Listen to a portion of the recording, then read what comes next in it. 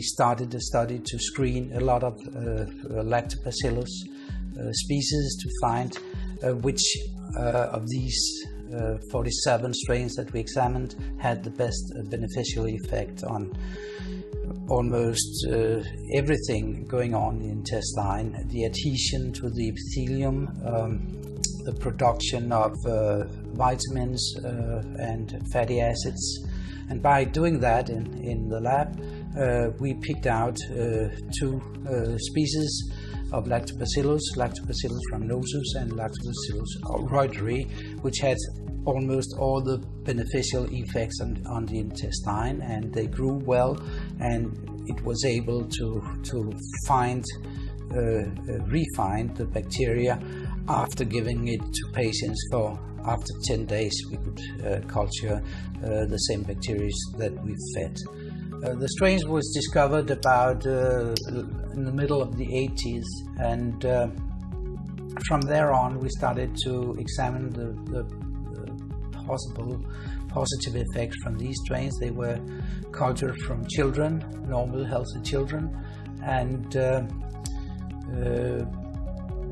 after we have found the positive effects and had our benchmark done, we picked out these two strains because they were best at all to examine. So all in all, as a conclusion, you can say that the combination of our normal bacterial microflora with probiotics is beneficial for the digestive system. We can avoid virus infections if we give it prophylactic. We can shorten lengths of stay in hospital if we treat actively the patients with diarrhea. We know that from other studies that the immune system is enhanced by using probiotics. We know also that some pathogenic bacteria is not able of doing their effect if we give probiotics.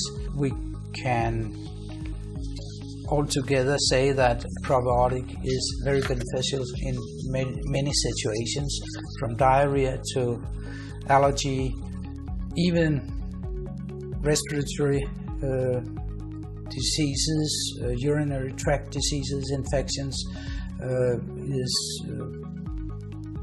benefited by probiotics, and that has been shown in several studies as well. If you combined all the Bifidobacterium and Lactobacillus, you may hit all that has the same symptoms as IBD but different causes. So the more you combine, I think the better it is.